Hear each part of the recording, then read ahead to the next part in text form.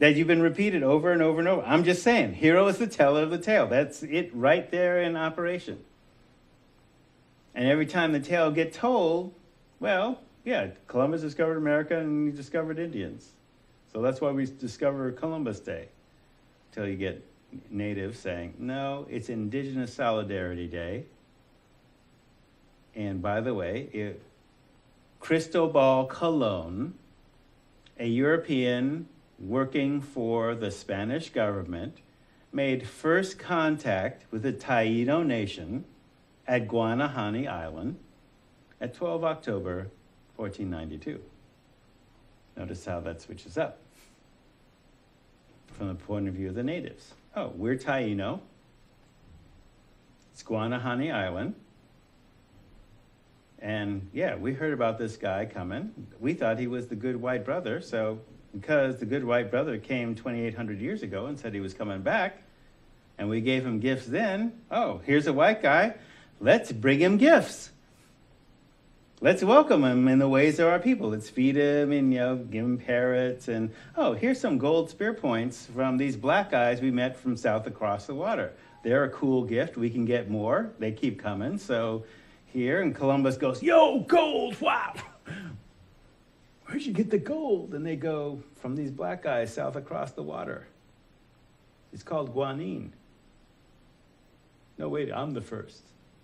So I'm just saying, there's multiple layers of the story. So the third point about the hero, this is the teller of the tale, knowing that people may exaggerate their role and diminish others' role, you can compensate by knowing the other side of the story or inferring the other side of the story.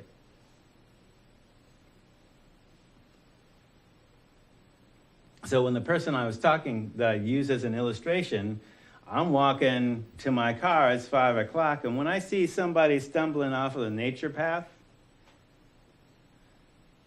it's just like, this is like high school, okay? You're getting stoned on the nature trail because I know you ain't there with no biology class at 5 o'clock.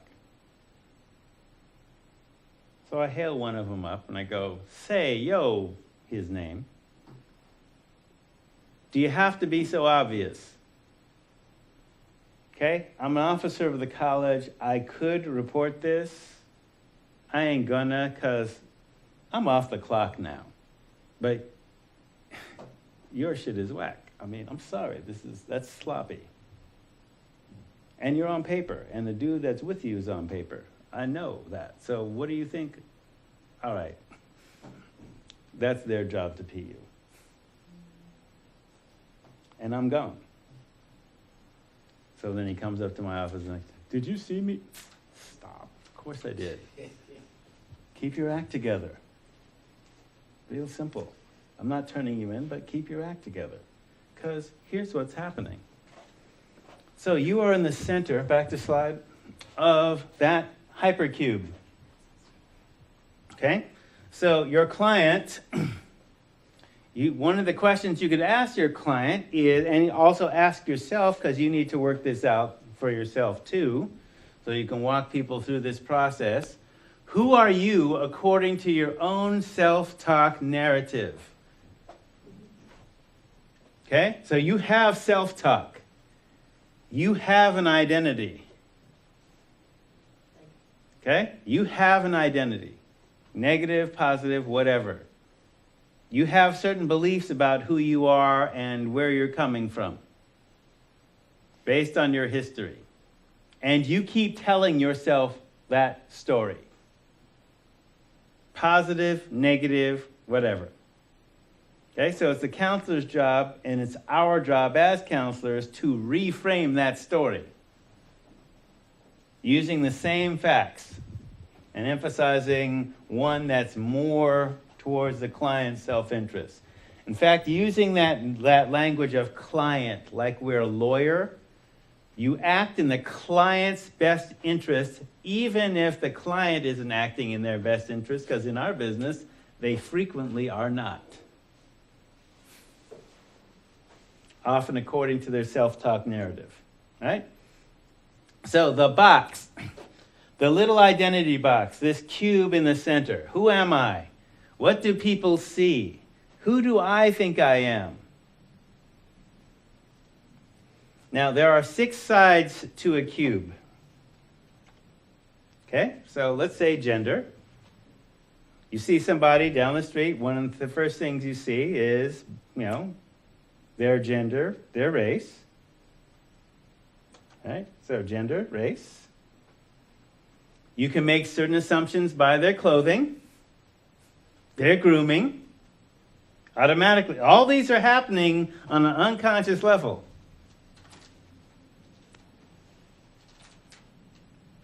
Okay? So gender, also within gender is hidden gender expression. 2. How do you express that gender? See, a gender role is also kind of defined by society, and you conform to it. And you often conform to what society says is normal, whatever that is. Socioeconomic status, which is basically, have I broken that down for you guys yet? Yes or no? No. Okay. All right. So generally we call, the short version of this is called class.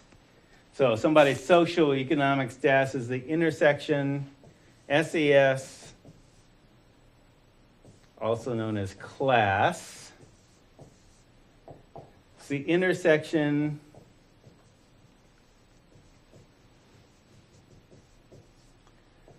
of education, occupation, and social status in a hierarchy.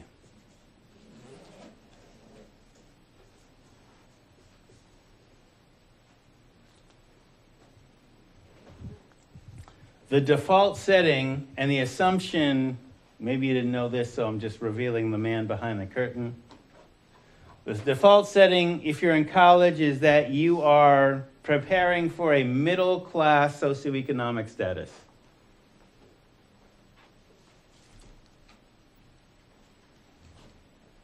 As a default setting.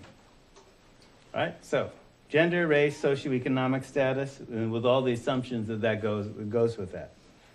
So, occupation, what you do, your history,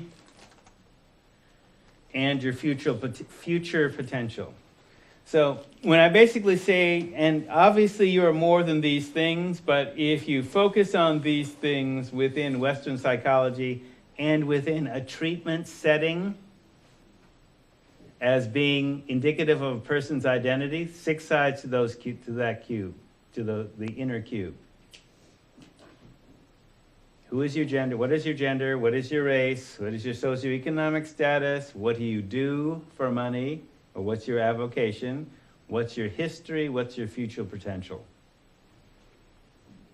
So if the president says that the part of the American dream is social mobility, that means you can change your social class through education. So if you have enough rags to riches stories, so for example, if I've trained enough people who were less than a 4th grade education and multi-generational meth cooks, and I train them to be drug counselors, and I do that more than once, then I can say, okay, there is social mobility through education. They shifted from being criminals to being productive members of society, so to speak. All right, so the little identity box. So we speak of, especially in counselors speak, of the idea, another collective identity based on those 6 characteristics. Is the person a victim of circumstance or a creator of opportunity? And that's why when we talk about it's not what's wrong with you, it's what happened to you. The reason we say that is, okay, what happened to you can be the fuel for where you're going. There was this ghetto preacher in L.A., Reverend Ike. He had this is the late 50s, early 60s prosperity ministry kind of thing where, the ministers has this big mega church and fancy car, et cetera, and the congregation is giving them all their money. And Reverend Ike would say stuff like, the best thing you can do for poor people is not to be one of them. Yeah, why are we giving you money? Early addictive organization, well, we didn't, of course, think of it that way, even though we understood that this was a scam. But bringing that up to say, victim of circumstance or creator of opportunity. Some creators of opportunity create those opportunities by exploiting others. Some create opportunity out of their own self-circumstances to assist others because they have been victimized, both themselves and the people that have been victimized too. So in treatment, we take a person that might have seen themselves as a victim of circumstance and we give them the skills to become a creator of opportunity. So how do we do that? So these ideas, these roles, gender through all those other roles, are imposed upon you by messages from society. You take them in and act them out. So is that the same type of situation as far as like when you're going through life and you're picking up baggage? Yes. Somebody. Yes. Part of the baggage you're picking up is what they've said about you, how they define you and how you've taken that on, if you've taken that on. And depending on whether you like them or not, or these are the people that are supposed to inform you as a child. If you trust them, you have no defense against what they say. And you take it in, positive or negative. And then the context we're talking about is usually mostly negative. The abused child may not necessarily have a defense against the abusers. It's my mom and dad. I'm supposed to love my mom and dad. Anything my mom and dad say is true. Therefore, if they say I'm not worthy of love, I'm going to believe that and act that out. And then I'm going to pick people that will abuse me. Till you say, all right, these drugs you've been doing is a result of what happened to you. And you believe people who, I'll be blunt, were lying to you. And you accepted the lie as truth. You accepted the lie because you trusted them. You're supposed to trust them. But they were sick. And so whether they meant to lie to you or not, they're dead now, or if they are, or out of your life now, or we're in treatment now. So now is the time for you to look at this stuff. And it's hard to look at. Makes you want to go out and use. Don't do that. Explore your pain and experience it. And heal it. Here's how. All right, so those messages, those roles, those definitions of the 6 sides of the cube, till you choose to choose them or modify them on your own. So modify them in a way that's more beneficial. Okay, so I don't know, have you seen the movie Precious? It's probably Netflix, I guess. I don't know, I think I've seen it somewhere. It's on Netflix, yeah, okay. So the movie's problematic, but I have my kid's sister, she's 43.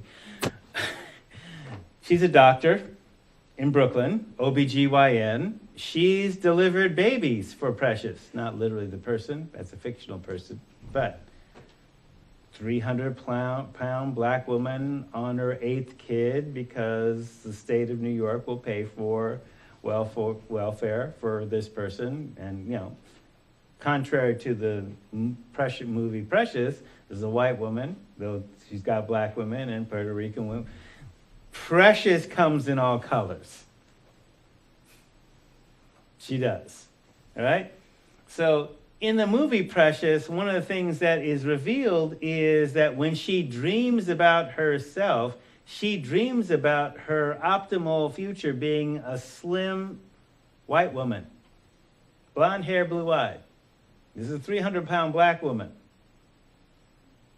who had a baby from incest with one of her moms, with her literally her baby father. Her baby father is literally her daddy. And her mom is abusing her, physically and emotionally. All right? So that inner cube is being shrunk by abuse. It's under attack by abuse. So like that movie, how does she decide who she is? In her dream, she's a white woman. She's glamorous. She's, living a rich life, not being in Harlem. That's her inner life. She doesn't know how to read. So basically, she's taking direction when she finally decides she wants to go to school, because social services visit the house and then find out she hasn't, wait, you're 16 years old and you haven't gone to school? No. No, we aren't having that. So she starts going to school and starts changing her identity. So who does she look at? Who does she look at in the mirror? And sometimes, if you understand, for example, with people who have women who have eating disorders, their idea of their self-concept is different from what they literally see in the mirror. They seem to be fatter or fatter than they are, even when they're skeletons. Where did that programming come from? Part of it's internal, but part of it's external. An imposed image. So how does that image change? The consideration, are you a victim or a creator? Who chooses, and when are you aware that there is a choice to be made? Because that choice might be against the evidence that society is giving you.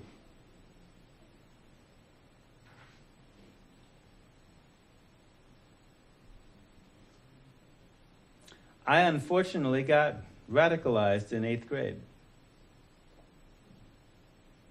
I was a Boy Scout. I said the flag salute. I sang the national anthem with a straight face. Until my history teacher, the day after Martin Luther King was killed, said he was glad that he had it coming, that he was a troublemaker. And I had an A in that class, American history. So I asked Mr. Wood, a lifelong member of the Negro Removal Association, National Rifle Association, John Birch Society, what is troublemaking about, you just taught us that there was Voting Rights Act. There was a Voting Rights Act signed in 1865 that allowed Southern blacks the right to vote constitutionally. And Martin Luther King is signing up people to vote in 1965. So they're exercising the constitutional right to vote. How is that troublemaking exactly? He was actually in Memphis advocating for the all-black sanitation workers collecting garbage to have a 10 cents an hour raise over a quarter an hour, from a quarter an hour to 35 cents an hour. Exactly how is that troublemaking? Well, that was first period. Second period, we were still kind of disturbed about that. We shared it with the homeroom teacher. The homeroom teacher agreed with him. Okay, so my entire table, which included someone that had marched with King as a kid, we sat down and we said, we ain't saying the flag salute because liberty and justice for all is a lie, and we aren't participating in it anymore. And I haven't said it since. But I am willing to work for liberty and justice for all. And have. It's part of why I'm doing this. Addiction is slavery. Got to fight for freedom. Even when people don't want their own freedom, you have to fight for it for them. Convince them that that's what they want. You want to be free of this. Okay? Because there are people that are making money off of you being strung out. Do you really want that to happen? No. All right? So I got radicalized, and so I chose to move out of the rah-rah flag-waving thing to saying, no, I'm going to stand with the people that are freeing other people. That we believe in the Constitution and other things. Not just the Second Amendment, but the 14th. When you say the flag, you're talking about the whole... Right. Yeah. They Right. don't do that in school no more either. No, they don't. I can't take credit for that. But. You may be able to take a little credit for that. Well, no, I mean, there are, so when I talk about, I think we've talked about that, this crash business, right? So being able to talk about different systems of discrimination and oppression. We have talked about this here, right? Long time ago. Okay, all right. So part of those universal practices are basically tools for handling those systems of discrimination. So who you are redefined. So the larger box are influences from society, signals from the energetic universe. So when I say energetic, I mean basically it's invisible to us, but it still affects us on the cellular level as well as the psychological level. Human level. So if I redefine myself, I'm human, unlimited, self-aware, self-determining, an active and powerful contributor, creator rather than victim. So yes, from the police's point of view, I was a crime victim Tuesday night when somebody used a Slim Jim to get into my car and steal my iPad and my warm all conditions jacket, and they even stole my little Ganesha statue. I thought Ganesha was like guarding the car. I had somebody break into my car, so Yeah, so, okay. crosses all over, so they didn't like that, probably. Yeah, could be. So, who you are, redefined and self-defined, larger box. So, in counselor speak, when we talk about reframing, what the larger picture is, and how do you point out the larger picture to people, and how many dimensions of the larger picture are there? So, how many are there that you are aware of, and do you access them yourself as well as point them out to the client, give the client tools for change that they can keep and practice? So the reason for using, for example, the Tesseract, so it's not just in Marvel comic books and movies. It's an actual mathematical concept talking about multidimensionals. This is a 4-dimensional Tesseract. So you've been shaped, and in addiction, you are largely shaped to seek outside solutions to inner problems. And not even think about that there is an inner solution to your inner problems and inner solutions to your outer problems, too. So we're framing a different way. To recreate or self-define a self of origin. Now, in counselor speak, we say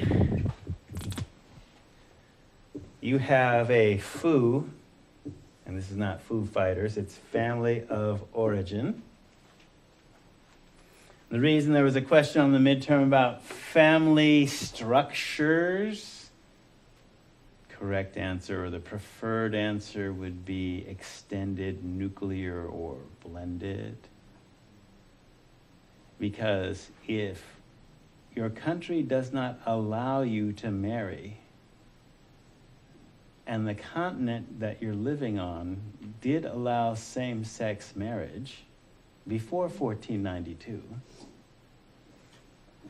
then by definition, you cannot have your blended family. A century ago, black people could not legally marry heterosexually. I was pointing out to this international class, I said the Lane Community College was founded in 1964. In 1964, black people could not live within the city limits of Eugene. Oregon was created to keep black American citizens of other states in the United States from coming to Oregon. That's how Portland It was was too. signed in as a white state, wasn't it? Yeah, well, it wasn't well, there were 200 black people at the founding of the state, so it's like, but it was illegal for them to be here. Point being, right? Your family of origin, right, gives you the rules for living that may or may not be optimal, depending. Now, I was raised to resist my 8th grade education. And I've redefined a self of origin, basically along the lines that my family set out, which was, you're black, you're going to college.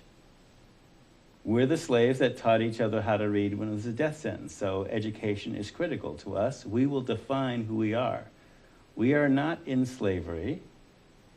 We are aspiring to a condition of freedom and greater freedom. We're free now, or we will be soon. That's how we act. That's not fighting slavery. We're free now. And we aspire to greater freedom. And we will free others. So when I say, when I told this class, not this class, but the international students, I'm an African American, I define that by when we first came here, 2,800 years ago, as traders, to help the other pyramid builders that were here. We built pyramids. They built pyramids here. We came here then. They say we came here then. I don't care about white people and their Columbus discovered America and there was nobody here before 1492. That's a lie. Sorry, it's a lie. We came here 2,800 years ago. Because if you can build pyramids, and it's the 25th dynasty, that is 850 BC. If you can build a pyramid, can you build a transatlantic sailing ship? I think so. And if there are pyramid builders here when you get here, could you trade information? I think so. Were there pyramid builders in London in 850 BC? So, am I descendant of scientists and explorers or descendant of slaves? Which should I be? Okay? Redefine a self of origin. That's optimal.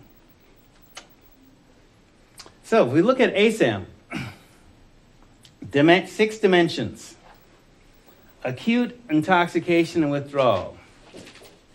Dimension 1. Dimension 2, biomedical conditions and complications. Dimension 3, cognitive, behavioral, and emotional conditions. Dimension 4, readiness, motivation. Dimension 5, relapse, continued use, continued problem. Dimension 6, recovery environment.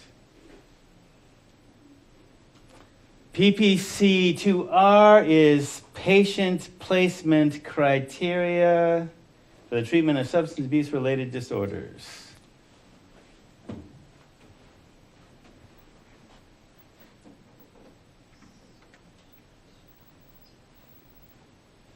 It's reproduced at the bottom here, but 2nd edition, revised, just like DSM. American is sick. Yeah, American is. I guess I could blow that up so you could read it better, huh? It's really small. Yeah, had to be able to. Oops. Oh, Right, in this setting, because it won't let me do that, but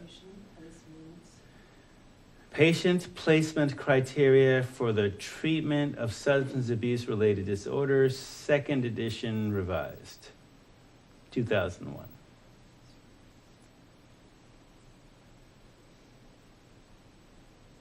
You can find this net, but just by entering that search string.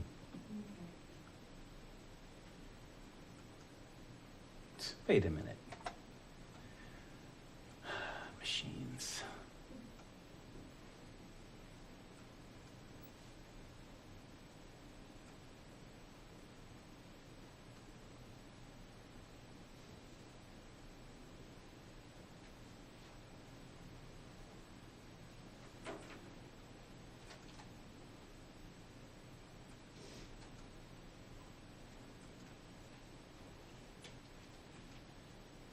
Okay.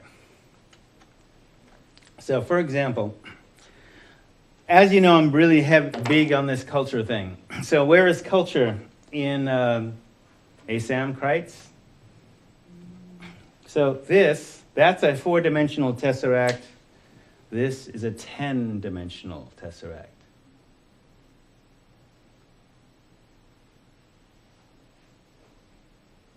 Looks complicated, huh? Well, culture's like that. Can be more complicated unless you can see that inside of that. Then it's easier.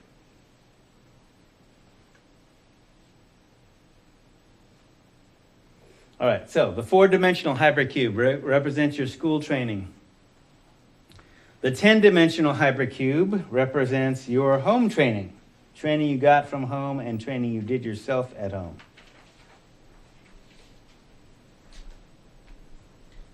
Okay, school,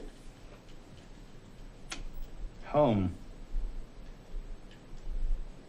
Now, you may not think of your home training as more complicated than what you got in school, but you got lots of lessons at home about who you were, who your place is, what your place was in the world. School slightly modified that, or school was some kind of an influential part of that. So, in ASAM, you can consider these in numerical order.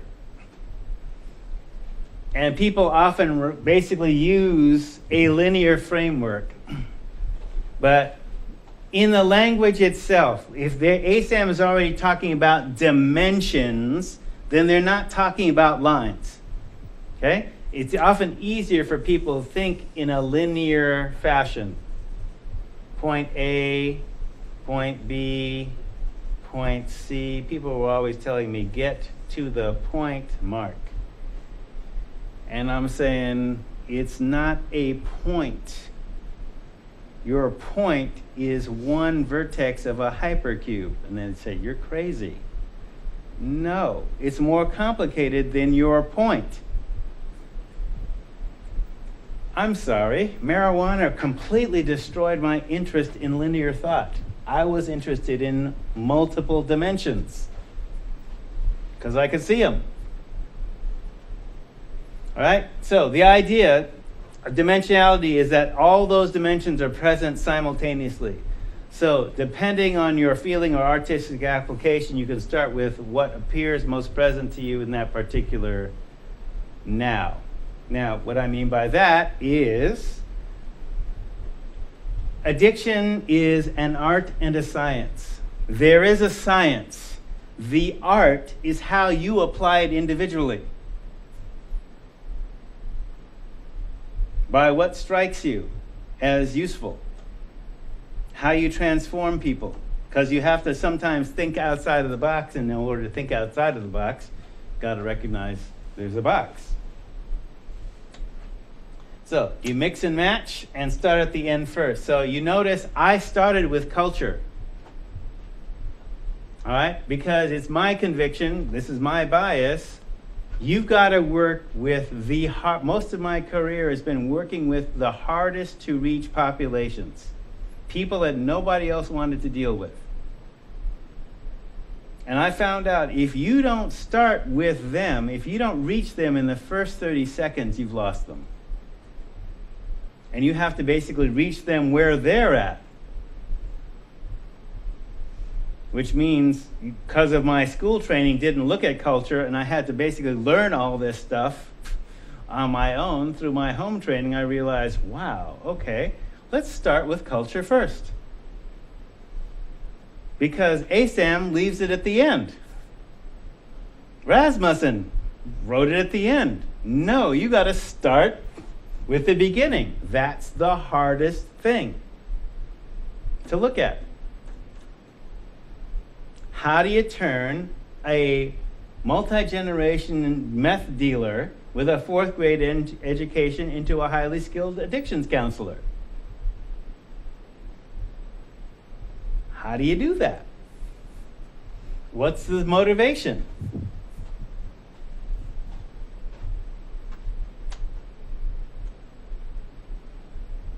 All right, so you mix and match. You start at the end first, that is with culture or with whatever is more salient for the given culture. And what I mean by the given culture is obviously more than just race and ethnicity. It could be there are cultures based on gender and gender expression.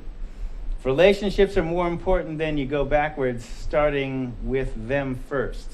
So which cultures value their relationships over others first? Who is socialized to do that in this culture? Who? Huh?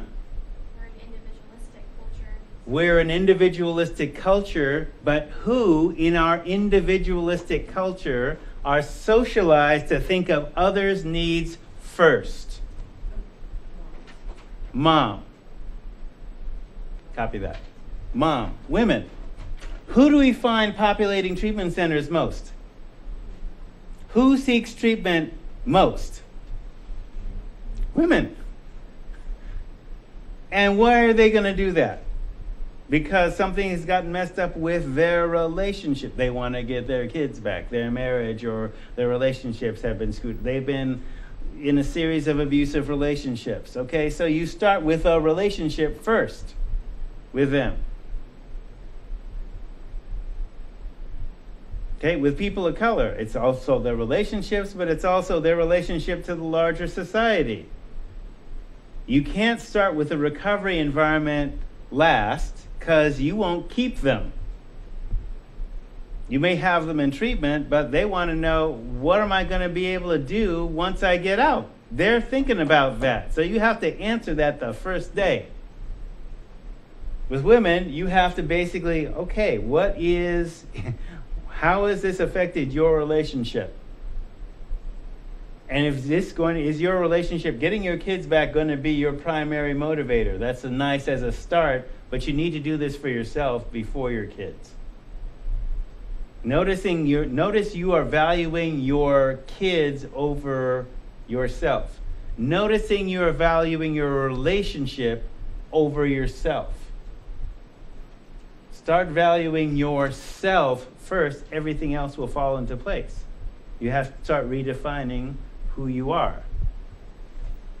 Okay? So that's why I was putting that, the culture dimension first, because what's your primary motivation? What's your primary identification?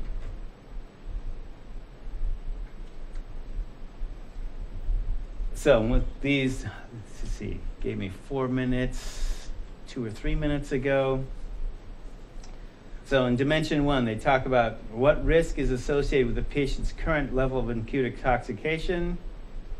Is there significant risk of severe withdrawal or seizures based on their previous withdrawal history? Amount, frequency, chronicity. Chronicity means how long it's been going, and recency, how recent it is. I didn't even know those were words, but okay.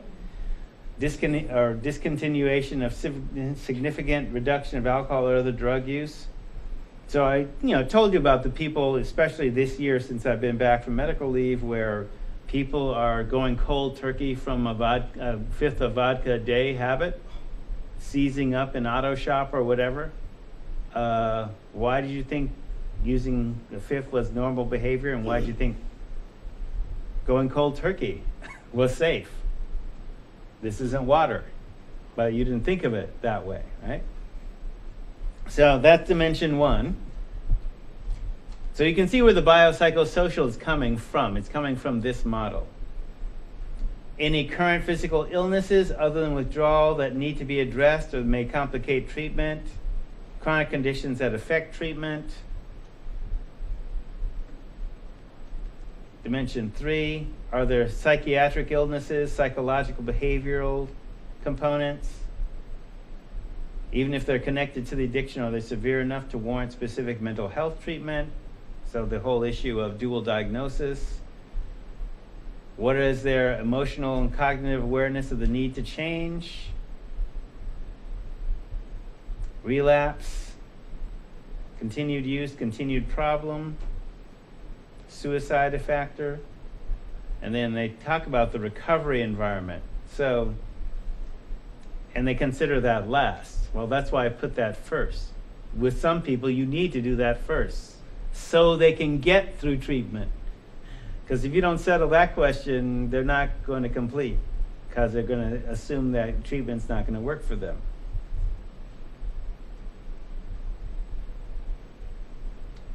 All right. This will be up. I will see you next week with a brand new show.